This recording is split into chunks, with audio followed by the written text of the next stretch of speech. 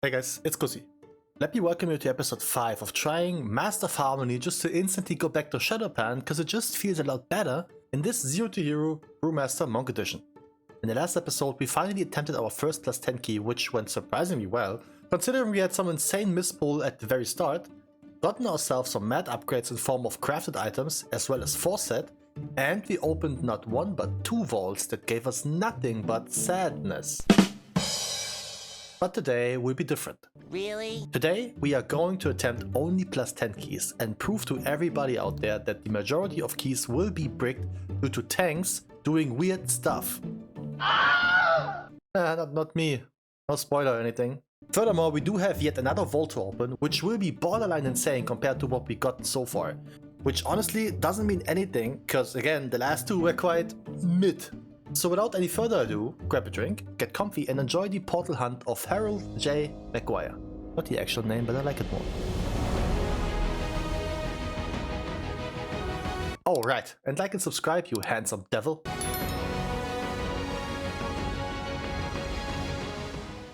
Alright, so let me remind everybody that the goal of this series is not 2500 rating, but having all dungeons timed on that plus 10 key level.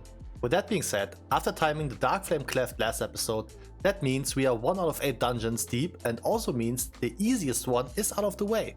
Also, before we start, this is the final build I'm currently running and the one I enjoyed the most thus far. The only optional thing is the reduced cooldown to Weapons of Order that also gives us some initial pew pew, which hopefully makes getting threat early on a bit easier. Now then, 656 item level, which is more than enough for this expedition, foresight and a nose for trouble.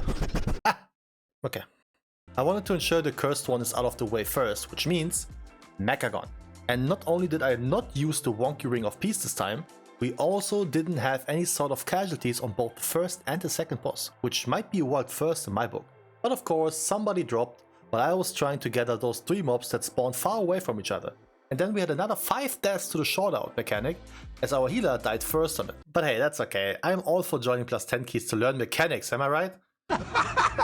Yet we didn't stop there, because there is this really insane mechanic on the third boss, where he will indicate 3 lasers a few seconds in advance before actually releasing them. And yeah, you can't do anything against that now, can you?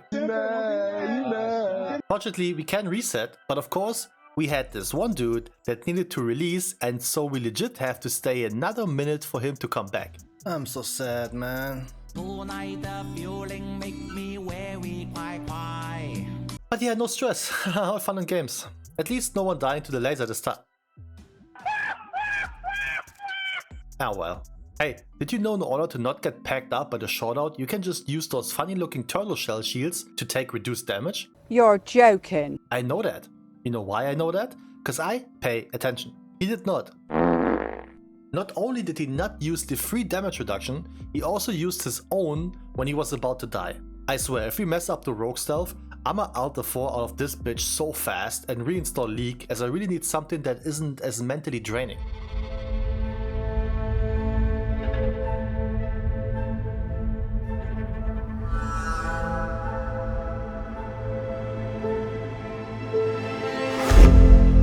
Lucky you. Yeah, boy. What's not lucky is the insane amount of mess ups I had on the final boss.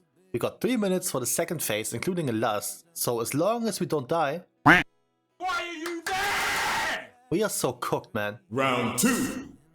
Fight. Alright, rest. No more deaths and we are... Dude, what is happening, man? This was incredibly wild. Don't get me wrong, it's not the fact that we had 15 deaths. It's the way that we got them. It's because nobody paid attention, and if you ever play this boss, don't stand in the back of the room. Never. How is anyone in melee range supposed to know where you are if you decide to not even be in the same zip code? Anyways, happy this is out of the way for that very reason. 2 out of 8. Let's go over the other more annoying one. MotherLode. Now, I know there are some fancy routes that allow you to skip 2 out of 3 Peacekeeper, and those make total sense. But this would require me to trust, and to say my trust issues are boiling right now is an understatement. So we muscle our way through this the old-fashioned way. Surprisingly, this went quite well, until it didn't. Maybe this is a me problem, but I don't get why people just can't wait for the tank to gather 2 packs and return. I don't know, Jeff. I went to pull them, but obviously I have to get close to them to gain some initial threat. And they all followed, so we had too many ground effects, and then of course somebody poly pulled the side pack. And that all because I had to turn back to get threat again, because they couldn't wait. I think so far I've only seen it once or twice where tanks didn't pull back, so there's no way that they didn't see this one coming. But again, maybe my fault. I could have pinged it, I guess. Quick reminder, we killed the first boss with 0 deaths, and on the first pull after we got 10. Damn! That is wild. Another 4 deaths, cause why would you dodge bombs on the ground? And we arrived at the second boss. A good moment to quickly mention this week's affix. We got the funny dispelling mechanic in Salathurst's bargain, Devour. With that, every party member will get a debuff that can A, be healed through, or, the better one, B, dispelled. Now, when I said dispelled, I'm not just talking about the ones that remove magic effects from the healer. This debuff is considered everything. So decurse, poison removal, disease, you name it. Feign death with the right talents, as well as the dwarven ratios also work totally fine in case you ever need those. Very important, you got at least 2 people dispelling, if not even 3 in your party during this week, as this is absolutely not a healer affix. Every DPS should be keen of dispelling this, cause if you don't, everything you're in combat with might receive 20% less damage reduction per stack, so it will tank you overall, just saying. Back to the dungeon itself, I don't really know what happened here. I mean, okay. This has to be trolling at this point, but because we had 4 minutes on the clock, I was quite chill. After all, this boss doesn't really do anything, unless you run into it. What a weird ending, man, holy moly. But at least 3 out of 8 done, and another one of the risky keys in the bag. I could already tell the toxicity of your average punk take seeping through me at this point. So let's go to a more fun one. As big pulls without any body pulling potential is what you expect in the Cinderbrew meadery. Now granted, I was a bit worried, because big pulls also mean big nut kicks, or something like that. What? Fat healing though. But in the total 180 from the dungeon before, this one went without any kinky surprises from the party, and almost no casualties, besides that 1 or 2 times where somebody ripped aggro. Yet what annoyed me slightly was that even though we played this quite clean, even skipped a pack to not overcap percentage too much, we still barely timed this one. This was the first +10 brewery for all of our characters as well. That's a rare sight, isn't it? Cool stuff. 4 down, 4 to go. And in a quite poetic coincidence, our 5th attempt for a +10 key will be the 5 boss dungeon, with 5 different classes, and about 5 combustion is ready notifications per minute. Combustion is up. Yes, Rihanna, I got it, shut up. Now, I did one specific mistake in this dungeon, believing. I pulled the wrong extra pack to compensate for the skip in the beginning. Don't ever pull the double bone spikers. They one-shot you with every cast it goes through. Do as I say, not as I do. We also went to the double dark speakers cause we had 2 decursors, which besides a working set of eyes, is all you need to play this pack. And this is my first as well as honest reaction to seeing that they added actual lines for the tornadoes. Oh, look at this! They also did this frontal now. Blizzard Entertainment Gaming. Combustion ready in 9.9 seconds. Yes, Rihanna, calm down. This run also went quite nice overall, besides the tank choosing some dumbest route that made us miss 0.74%. But I know why. I missed that bad boy. 6 minutes for the final boss. What can go wrong? Oh lord. Oh no! No, no, no, no, no, no, no, no. Eventually we were down to 3 players after our healer decided that it's our time to shine, and the boss giving Riri the Chris Brown treatment. But not a problem for your boy. Monk is known to keep itself alive at all times. I totally wasn't sweating at all. Combustion is up. How can combustion even be on cooldown? It didn't seem like you used it. Just memeing, of course. Obviously for his gear the damage was almost disrespectful, but I talked about it a little bit. He didn't die to super shit, use kicks, and didn't accidentally pull or add anything. So I prefer a player like this over anyone that does mad damage but dies 30 seconds into the pull. He will eventually understand how to do damage, and then he's gonna be poppin'. Be that as it may, next up is the Rookery, in which I learned that you can dodge the big shallow blast of the final boss as a tank. Yeah, like that. I'll be damned. Either use some sort of movement like roll or just stand far enough away and just sidestep it. Crazy how someone teaches me this hidden mechanic that late into the series. Yet 6 out of 8, which leaves us with the 2 dungeons I am worried about the most, Floodgate and Priory. I am worried for both, but for different reasons. While I'm quite positive about my route in Floodgate and I'm more scared about the boss's tank busters, in Priory the route is my main issue. There are so many annoying packs to play, so how can I make this easier for the party and easier for me? I tell you how you won't, by pulling too much on the first pull. I feel like as a tank, your duty in here is to chain pull small packs onto those mini bosses to make up for the short timer you have. So it's kinda key to know which one you can pull that won't put too much pressure onto the party. This pack, left of the stairs for example, is just 1 with 3 foot soldiers that don't do anything. Fantastic. And while the pack to the right side of the stairs is a bit more annoying with casters, at least they are movable with kicks. So you can just position yourself in a way that it works out. It's technically just the marksmen that are so annoying. Speaking of which, the other big part about this was to skip the upstairs pack. They mentioned sharpshooters that are just a pain in the ass to play. But it all wasn't fun and rainbows, as I got a mad reality check right after the first boss. Those guys pummeled me raw. What do you mean by that? I obviously could have lived that by using Fortified Brew, but boy, I was not expecting this at all. This now marks the first time since doing +10 keys where I just flop over without using anything.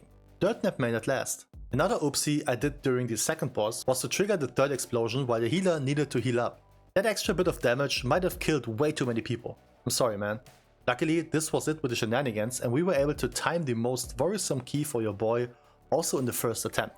This now puts us at a pleasant 7 out of 8 count when it comes to the portals. So let's keep the streak rolling. It took me, as a tank, with over 2500 rating, over 35 minutes to be taken into a +10 Floodgate. Who said there are no tanks anymore? That's crazy. Now I was a bit worried here, because I was a lot more picky in the beginning of the applications, but eventually just said YOLO and went for whatever party had a pulse. So it's up to me.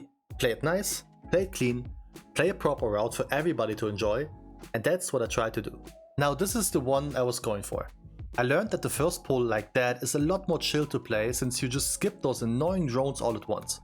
My key idea here was to always pull 2 or 3 packs together for a solid cooldown usage on everybody's end. Similar to Priory, I feel like the timeline here is also quite tight, so you can't waste time by playing one pack by itself. This was also the time where I started to see some damage numbers at last. That 4-set proc, which got buffed to 250% from 150% on Blackout Kick, also hits 2 additional targets, and let me tell you, that kick can easily go for 2.5 to 4 mil, depending on cooldown usage. Not to mention that Shard Passion always grants another 50% of that damage as fire damage as extra. So that's up to 6 mil on 3 targets. It sounds a lot, but it's also a lot of ifs, so it's not really reliable. Just thought I'd mention it here. Yet after getting through the double boss with 1 casualty, the nightmare of mine was up next. Not only does Swamp Face share the same name with my former mother-in-law, it also looks the same. Unfortunately, it doesn't hit like that wet noodle I had to pretend to like in my earlier life, so I had to be careful here. Sludge Claws beat the lukewarm spit out of your mouth, and so I had to think about rotating my cooldowns around it. Just to quickly find out, I don't have enough. So plan B, 10% damage reduction onto the boss with Blackout Combos Fire Breath, and then use some half-assed Celestial Brew and... Huh? That's nothing! Funny enough, the only time I got slapped quite hard was when I actually used the proper defensive. Weird how that works. But there you go, similar to the other mentioned nightmare, I got over it and now I can rest easy. We also added some extra trash, which was not intentional, which is why I adjusted the route and didn't play those 2 mobs here eventually. Yet final boss again has a nasty tank buster. I've seen geared tanks getting slapped hard here because while the Thunder Punch hits you for an absurd amount, it also gives you a dot and he instantly melees you after it too. Probably the only boss where I can rotate all my cooldowns around since it's a magical hit. So I got stuff ready for every Thunder Punch incoming. Well, at least for the first 5. Luckily, 5 was all that energetic midget had in this tank, and so we actually managed to get all 10s done in the first attempt scenario. Granted, besides playing a proper route and not dying on pulls, a tank can't do much to contribute, so I was just mad lucky with my parties and I'm well aware of that. However, before I send you off, I will give you the final vault of the series, stacked with triple myth items and a fat middle finger, courtesy of Blizzard Entertainment. You ready? We got a weapon, which is not too bad, even though it's just a one-hand. We got the Cinderbrew Stein, which I already have on hero, but it's more than 10% of my healing overall. And we got the Pacemaker. 3 viable and reasonable choices on the final vault where it doesn't really matter anymore. Thanks Blizzard. Oh yeah, I took the Pacemaker.